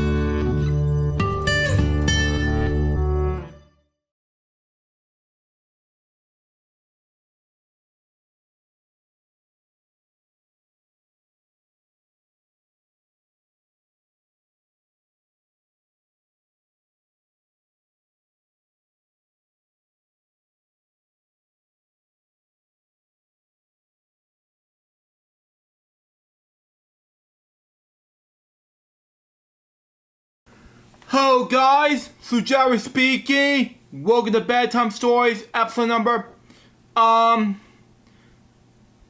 620, something like that. Today, Rachel, Caitlin Clark, a local book biography. So let's read out, shall we? So we got for us. It's written by Marcia DeWallace, illustrated by Joy Stone. Anyways, here we go. Published by Gold Book New York release, copyright 2025, already reserved. See, here's her sign autographs to the fans. Anyways, here we go. She was born January 22nd, 2002. Wow, okay. In Des Moines, Indiana, Iowa. She grew up in an athlete family. Kevin's father played baseball and basketball in college. Her older brother, Blake, played college football, and her younger brother Colin completed in both track and field and basketball. Kate was an athlete competitive from a young age. She likes to play and she likes to win. Wow. Good job. Hoping this makes more sense anyway. We'll see what happens. Next page. Anyways, her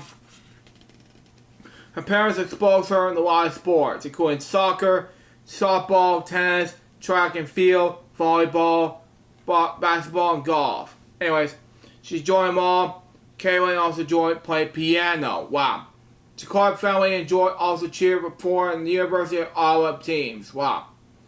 Anyways, even before she was old enough for the kindergarten, Caitlin wanted to be in the college basketball team.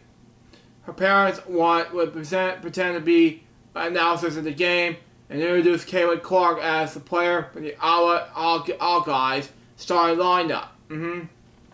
Little Caitlin was raised through the house, imagine she was running under the court as a star athlete. Though back then she was wearing a football helmet instead of basketball shoes. Okay, I didn't realize that, but that was difficult for her. Next page. Anyways,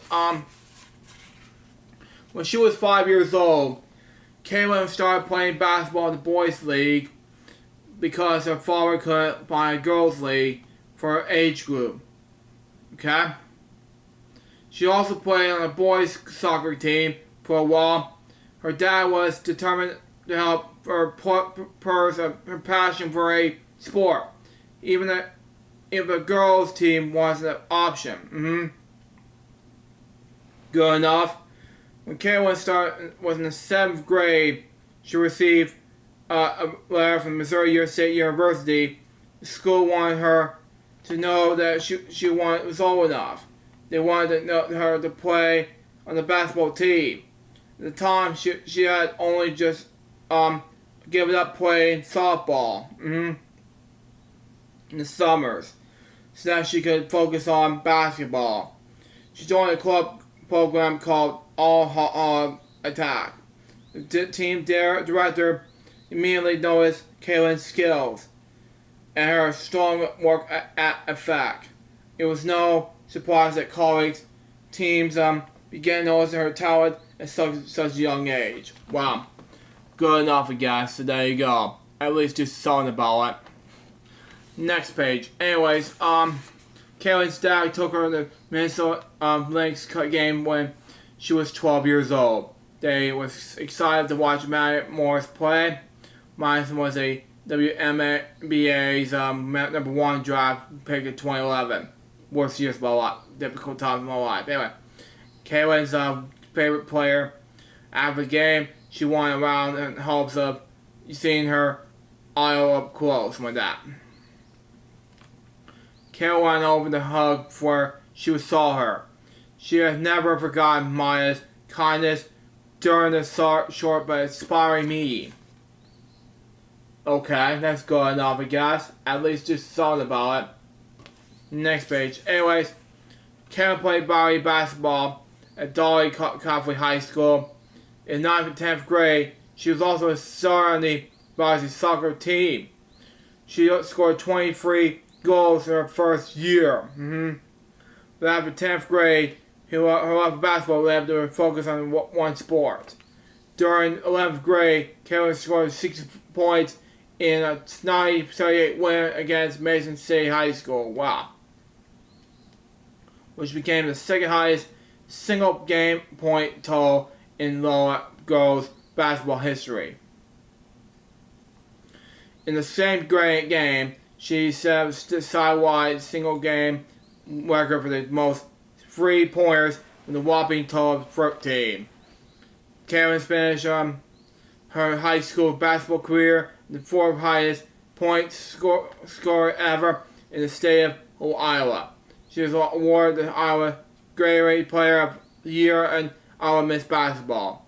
She made the first team All-American, something like that. That's good enough, I guess. She needs to do something about it. So there you go. Next page. Anyways, by the end of her high school career, Caitlin was the 4th best player in her class nationwide. Many colleges across the country asked her to play their teams. Caitlin decided to stay close to her home and attend the University of Iowa. Her childhood dream came true. She was an Iowa Hawkeye. Wow. That was a good enough, guys. So basketball is a childhood team thing. Next page. Anyways, Caitlin's Iowa's starting point guard all 4 years in college. In her first season, she received a Big Ten Freshman Year award. She also set records for the most points and most assists ever made in the Iowa freshman. She became first known for Iowa threes. Her incredible ability to hit 3 points shot from as deep as the field as Iowa on the court floor. Very good. Very good. Good enough. Next page. Anyways, oh god, here we go. Caitlin led her team in the national championships in her junior and senior years. During the tournament in her senior year, she was given the honors cutting down the basketball net, and the team beat Louisiana State University to move on to the Final Four game. Cutting down the net to win the big game and giving peace of players and coaches in the tradition. Wow. Caitlin's final college game was a national championship loss to the undefeated South Carolina Gamecocks. Wow. With about 19 million viewers, difficult times I know, it was the most watched basketball game, college or professional. in 5 years.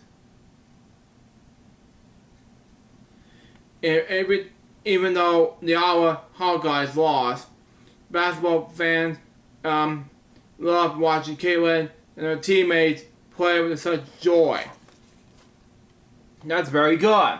At least there's something about it, so there you go on that. Next page. Anyways, Caitlin's widely considered to be the best college basketball player of all time. She set the world record for most points scored at any player. On the men's or women's teams. In NCAA history, with 3,954 points. 1 point, oh my god. University of Iowa honored Caitlin by retiring her jersey number when she graduated from college. No other player will wear the number for 22. Good enough.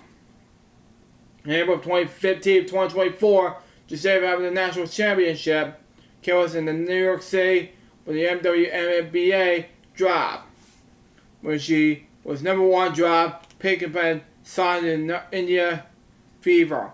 But she grew up loving the Minnesota Lynx. Caitlin was thrilled to stay local to the Midwestern roots by joining the Fever. Good enough, I guess. So it makes time. So there you go on that. It had to be more different anyway. One was done here. Next page. Anyways, since Caitlin joined the league, WNBA attendance and viewership love have skyrocketed. Many games from the Fever and the other teams have been moved to larger arenas to accomplish all the fans. People call it the Caitlin Clark effect. It's good. So there you go. It makes sense. So there you go. The last page of the book said, almost done. Next page. Anyways, Caitlin had an amazing first season in the WNBA. She set multiple records, including most assists, 337 and points, 760. Oh, joking wise. Anyway, 769 made by a rookie. She was selected to play the WNBA All-Star Game. She receiving more than 700,000 fans votes. Most of the all-player ever. So no surprise for Caitlin was named Rookie of the Year. Wow. Like I wrote more, Caitlin always take time to meet the young fans of their games. She hopes to help inspire the next generation of great athletes. It's good enough, I guess. Difficult times, we'll see what happens. The last page of the book says this. Caitlin Clark shines as a team player and leader, both on the court and off. Fans everywhere are excited to cheer on for years to come. Yeah, we'll see what happens, so there you go. So let's Caitlin Clark a little good book biography. We'll see. Anyways, guys, that was Bedtime Stories episode number 620. Hope you enjoyed. Today was going to be another Bedtime Stories episode on Shaggy Baggy Elephant. Now, excuse me, I get ready for the make LJTV special event on Memorial Day, and I gotta get ready for dinner and call remix for the night and get ready to pack up some stuff and get ready to go home. Because after this is over, I gotta make Wheel Forge Daily and other things, so there you go. Till next time, this is Just Wise Baby. For more Bedtime Stories, episode soon say out. See ya.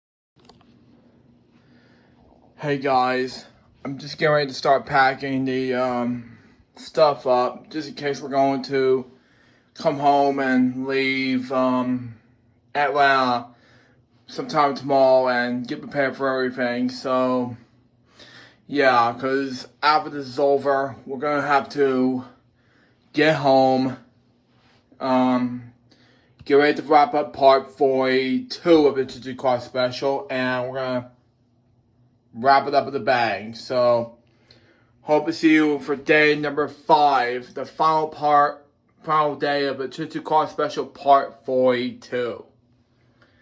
Be right there with you.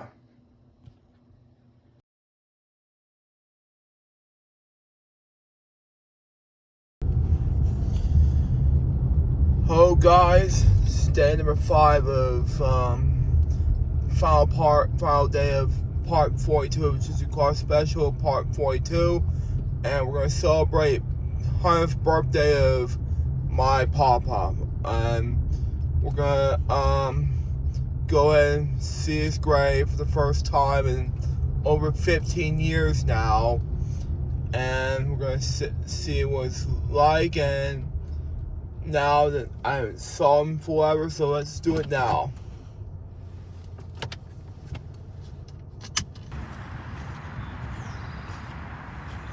Let's see if I can find it. There it is. Okay, there we go.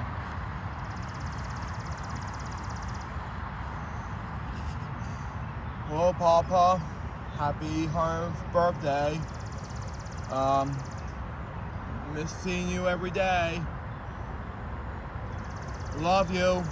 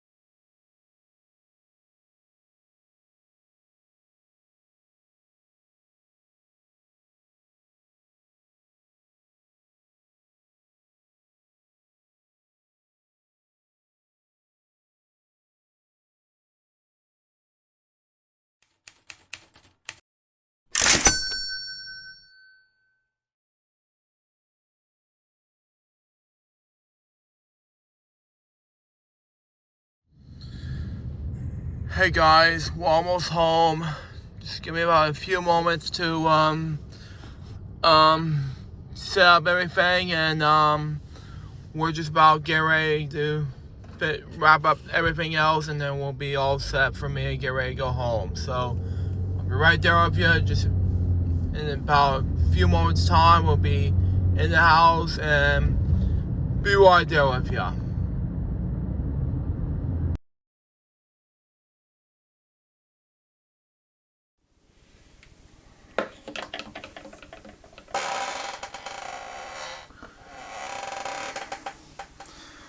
I will see you for July. Excuse me. For part 43 of the 2 Car Special. See ya.